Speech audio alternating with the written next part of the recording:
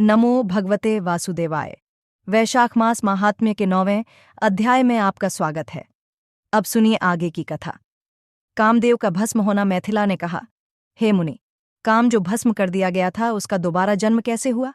हे ब्राह्मण, यह बात मुझे बताओ, मुझे सुनने की बड़ी उत्सुकता है। श्रुतदेव ने कहा, मैं आपको को कुमार के जन्म का वर्णन भी सुनाऊंगा, जिसे सुनने पर पापों का नाश होता है। यह प्रसिद्धि और पुण्य के लिए अनुकूल है। यह पुत्र प्रदान करने वाली तथा समस्त व्याधियों को नष्ट करने वाली है।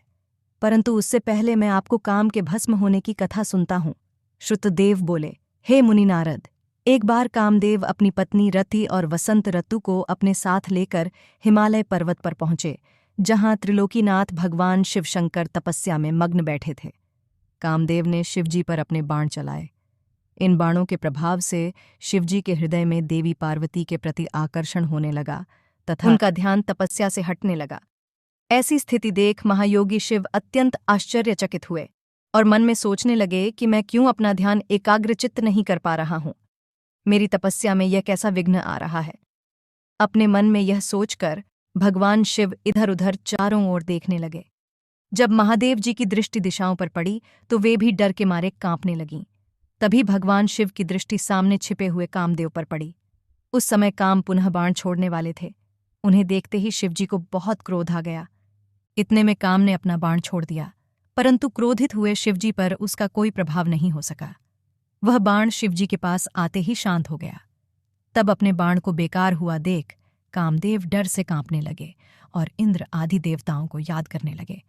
सभी देवतागण वहां आ पहुंचे और महादेव जी को प्रणाम करके उनकी भक्तिभाव से स्तुति करने लगे।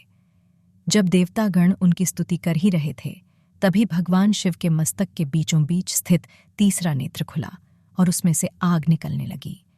वह आग आकाश में ऊपर उड़ी और अगले ही पल पृथ्वी पर गिर पड़ी। फिर चारों ओर गोले में घूमने लगी। इससे पूर्व कि इंद्रदेव या अन्य देवता भगवान शिव से क्षमा याचना कर पाते, उस आग ने वहां खड़े कामदेव को जलाकर भस्म कर दिया। कामदेव के मर जाने से देवताओं को बड़ी निराशा व दुख हुआ। वे यह देखकर बड़े व्याकुल हो गए कि काम उनकी वजह से ही शिवजी के क्रोध का भागी बना। कामदेव के अग्नि में जलने का दृश्य देखकर वहां उपस्थित देवी पार्वती और उनकी सखियां भी अत्यंत भयभीत हो गईं। उनका शरीर जड़ हो गया, जैसे शरीर का खून सफेद हो गया हो। पार्वती अपनी सखियों के साथ तुरंत अपने घर की ओर चली गईं। कामदेव की पत्नी रति तो मूर्छित होकर गिर पड़ी। मूर्छा टूटने पर वह जोर जोर से विलाप करने लगी, अब मैं क्या करूं, कहाँ जाऊं? देवताओं ने मेरे साथ बहुत बुरा किया, जो मेरे पति को यहां भेजकर शिवजी के क्रोध की अग्नि में भस्म करा दिया। हे स्वामी, हे प्राणप्रिय, ये आपको क्या हो गया? इस प्रकार देवी रति रोती बिलखती हुई अपने सिर के बालों को जोरों से नोचने लगी। उनके करुण क्रंदन को सुनकर समस्त चराचर जीव भी अत्यंत दुखी हो गए। तत्पश्चात इंद्र आदि देवता वहां देवी रति को धैर्य देते हुए उन्हें समझाने लगे। देवता बोले, हे देवी, आप अपने पति कामदेव के शरीर की भस्म का थोड़ा सा अंश अपने पास रख लो और अनावश्यक भय से मुक्त हो जाओ। त्रिलोकीनाथ, करुणानिधान शिवजी अवश्य ही कामदेव को पुनः जीवित कर देंगे। तब तुम्हें पुनः कामदेव की प्राप्ति हो जाएगी। वैसे भी संसार में सब कुछ पूर्व निश्चित कर्मों के अनुसार ही होता है, अतः आप दुख को त्याग दें, भगवान शिव अवश्य ही कृपा करेंगे। इस प्रकार देवी रति को अनेक आश्वासन देकर सभी देवता शिवजी के पास गए और उन्हें प्रणाम करते हुए कहने लगे, हे भक्तवत्सल, हे त्रिलोकीनाथ, भगवान आप कामदेव के ऊपर किए अपने क्रोध पर पुनः विचार अवश्य करिए। कामदेव यह कार्य अपने लिए नहीं रहे थे, इसमें उनका निजी स्वार्थ कतई नहीं था। हे भगवान, हम सभी तारकासुर के सताए हुए थे। उसने हमारा राज्य छीनकर हमें स्वर्ग से निष्कासित कर दिया था। इसलिए तारकासुर का विनाश करने के लिए ही कामदेव ने यह कार्य किया था। आप कृपा करके अपने क्रोध को शांत करें और रोती बिलखती कामदेव की पत्नी रति को समझाने की कृपा करें, उसे सांत्वना दें, अन्यथा हम यही समझेंगे कि आप हम सभी देवताओं और मनुष्यों का संहार करना चाहते हैं। हे प्रभु, कृपा कर रति का शोक दूर करें। तब सदाशिव बोले, हे देवगणों, हे ऋषियों, मेरे क्रोध के कारण मैंने कामदेव को अपने तीसरे नेत्र से भस्म कर दिया है। जो कुछ हो गया है उसको अब बदला नहीं जा सकता, परंतु कामदेव का पुनर्जन्म अवश्य होगा। जब विष्णु भगवान श्री कृष्ण का अवतार लेंगे और रुक्मणी को अपनी पत्नी के रूप में स्वीकारेंगे, तब देवी रुक्मणी के गर्भ से श्री कृष्ण के पुत्र के रूप में कामदेव जन्म लेंगे। उस समय कामदेव प्रद्युम्न नाम से जाने जाएंगे। प्रद्युम्न के जन्म के तुरंत बाद ही शंबर नाम का असुर उसका अपहरण कर लेगा और उसे समुद्र में फेंक देगा। रति, तब तक तुम्हें शंबर के नगर में ही निवास करना होगा। वहीं पर तुम्हें अपने पति कामदेव की प्रद्युम्न के रूप में प्राप्ति होगी। वहीं पर प्रद्युम्न के द्वारा शंबरासुर का वध होगा। भगवान शिव की बात सुनकर देवताओं ने प्रसन्नतापूर्वक उन्हें प्रणाम किया और बोले, हे देवाधिदेव महादेव, करुणानिधान, आप कामदेव को जीवन दान दें और कामदेव के पुनर्जन्म तक देवी रति के प्राणों की रक्षा करें। देवताओं की यह बात सुनकर करुणानिधान भगवान शिव ने कहा कि मैं कामदेव को अवश्य ही जीवित कर दूंगा। वह मेरा गण होकर आनंदपूर्वक जीवन व्यतीत करेगा। अब सब निश्चिंत होकर अपने अपने धाम को जाओ। ऐसा कहकर महादेव जी भी वहां से अंतर्धान हो गए। कहे तिचनों से देवताओं की सभी दूर हो गए। उनके कहे वचनों से देवताओं की सभी शंकाएं दूर हो गईं। रति भी शिव आज्ञा के अनुसार शंबर नगर को चली गई और वहां पहुंचकर अपने प्रियतम के प्रकट होने की प्रतीक्षा करने लगी। देवताओं के गुरु बृहस्पति ने रति को वैशाख मास के स्नान के विषय में बताया और काम की मुक्ति के लिए उसे वैशाख मास का व्रत करने का सुझाव दिया। और इस तरह उसे वरदान देने के बाद देवता जिस तरह से आए थे उसी तरह वापस चले गए। फिर उस पतिव्रता नारी ने जब सूर्य मेष राशि में था तब गंगा में पवित्र डुबकी लगाई व वैशाख मास का व्रत भी किया। उस पुण्य कर्म की शक्ति से उसे तुरंत काम का दर्शन हो गया। काम, जिनकी शक्ति संसार में अप्रतिरोध्य थी, वे पूर्व जन्म में एक राजा थे। वह धार्मिक कार्यों के प्रति समर्पित थे, लेकिन उन्होंने वैशाख महीने के लिए निर्धारित कर्म नहीं किए। इसीलिए कामदेव को अपने शरीर के नाश का सामना करना पड़ा। इसलिए कहा जाता है कि यदि वैशाख का महीना जब सूर्य मेष राशि में हो और कोई व्यर्थ व्यतीत करता है तो भाई ही वह देवता भी हो। देवताओं की भी ऐसी ही दुर्दशा होती है। मनुष्यों के विषय में तो यह और भी अधिक विशेष होता है। आगे नारद जी ने कहा, विष्णु जी सभी देवताओं को साथ लेकर उनके द्वार पर आए हैं। तब वे बड़े हर्षित हुए और हम सबसे मिलने के लिए द्वार पर पधारे और हमारी स्तुति को स्वीकारते हुए बोले, आप सब एक साथ यहाँ क्यों पधारे हैं? तब हमने अपने आने का प्रयोजन बताते हुए कहा कि हे देवाधिदेव, करुणानिधान भगवान, तारकासुर के अत्याचार दिन प्रतिदिन बढ़ते जा रहे हैं। प्रभु, अब तो उपाय कीजिए कि हमें उसके आतंक से मुक्ति मिल जाए। देवताओं के इन वचनों को सुनकर भगवान शिव दुखी हो गए और कुछ देर तक चुपचाप कुछ सोचने के बाद बोले, हे देवताओं, आपके दुखों को मैं समझ रहा हूँ, परंतु मेरे लिए एक कठिन समस्या है कि मेरे द्वारा किए गए शक्तिपात को कौन धारण कर सकता है। ऐसा कहकर उन्होंने अपना शक्तिपात धरती पर गिरा दिया। तब सब देवताओं ने अग्निदेव से प्रार्थना की कि वे भगवान शिव की उस शक्ति को कपोत बनकर धारण कर लें। सब देवताओं का आग्रह स्वीकार करके अग्निदेव ने कपोत रूप धारण कर उस शक्ति को अपने अंदर समाहित कर लिया। जब बहुत देर तक भगवान शिव देवी पार्वती के पास वापस नहीं पहुंचे तो परेशान होकर देवी स्वयं उन्हें देखने बाहर चली आईं।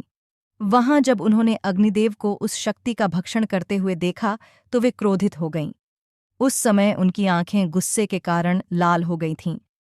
तब देवी पार्वती ने अग्निदेव से कहा, हे दुष्ट अग्निदेव, आपने मेरे पति त्रिलोकीनाथ की शक्ति का भक्षण किया है, इसलिए आज मैं तुम्हें शाप देती हूं कि तुम सर्वभक्षी होगे। जो भी तुम्हारे संपर्क में आएगा वह तत्काल नष्ट हो जाएगा। तुम सर्वथा इस आग में स्वयं भी जलते रहोगे। अग्निदेव को क्रोध में यह शाप देकर देवी पार्वती वहां से चली गईं। उनके साथ शिवजी भी वहां से चले गए। इधर समस्त देवताओं द्वारा अग्नि में होम करने से और अन्न आदि के सेवन द्वारा वह शक्ति सब देवताओं के शरीर में पहुंच गई। उस शक्ति की गर्मी से सभी देवता दुखी हो गए थे। तब सब पुनः भगवान शिव की शरण में पहुंचे और उनसे हाथ जोड़कर प्रार्थना करने लगे कि भगवान, हमें इस जलन से मुक्ति दिलाएं।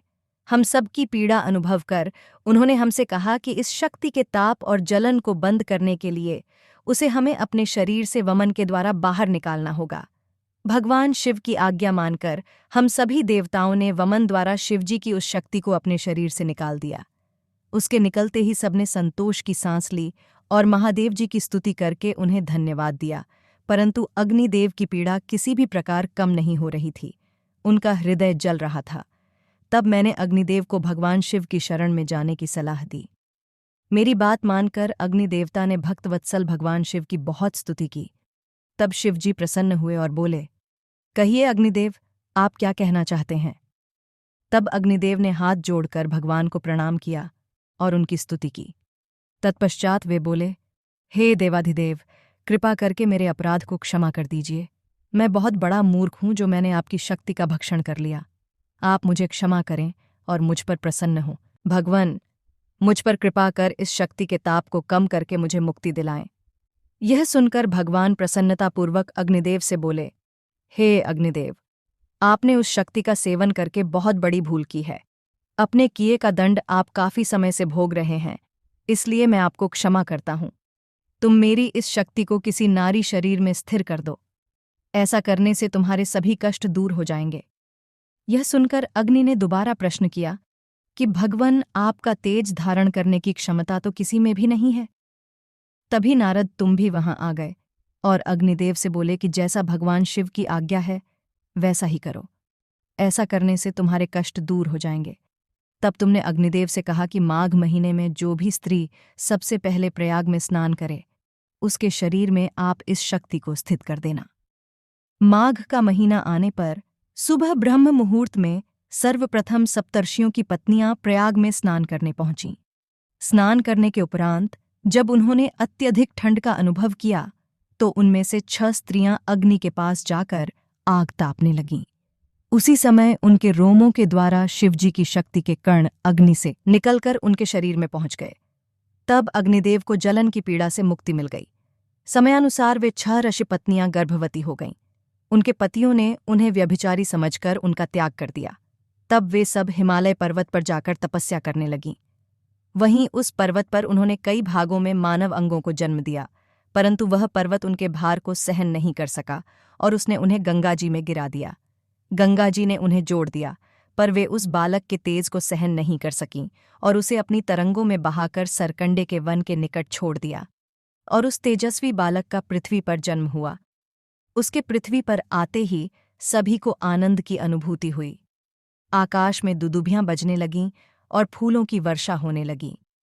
उसके जन्म के बाद माता पार्वती को एक अद्भुत और अविश्वसनीय प्रतीत होने लगा। उनके स्तनों से अचानक दूध बहने लगा। माता पार्वती ने भगवान शिव ने को इसके बड़ी बताया। तब भगवान शिव ने उन्हें उस तेजस्वी बालक के बारे में सब कुछ बताया और उन्हें विश्वास दिलाया कि यह आपका ही बालक है। तब माता पार्वती ने उन्हें तुरंत उस तेजस्वी बालक के पास चलने को कहा और इस प्रकार माता पार्वती ने वहां पहुंचकर उस बालक को अपनी गोद में उठा लिया और स्तनपान कराने लगी। चारों दिशाओं से फूलों की वर्षा होने लगी। सभी देवताओं ने उस बालक को ढेरों आशीर्वाद व वरदान दिए। कैलाश पर्वत पर उस बालक का भव्य स्वागत किया गया। जो भी मनुष्य वैशाख माह में कुमार के जन्म की यह कथा सुनता है, उसके कुल में निरंतर वृद्धि व समृद्धि होती है। उसके जन्म जन्मांतर के दुख नष्ट हो जाते हैं। जिसने वैशाख की कथा को प्रेम पूर्वक सुना है, वह अतुलनीय हो जाएगा। वैशाख अनुष्ठान समस्त पापों का नाश करने वाला है। इससे जीवन भर दाम्पत्य सुख मिलता है। यह सभी प्रकार की समृद्धि लाता है। यदि कोई पवित्र स्नान या दान के बिना वैशाख महीना बिताता है, तो उसे अनेकों प्रकार के धार्मिक अनुष्ठानों के करने पर भी दुखों का सामना करना पड़ेगा।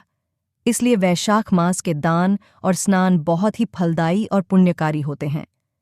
प्रिय साथियों, वैशाख मास की कथा का 9वां अध्याय समाप्त हुआ। साथियों, वीडियो पसंद आई हो तो वीडियो को लाइक करना ना भूलें। ओम नमो भगवते वासुदेवाय।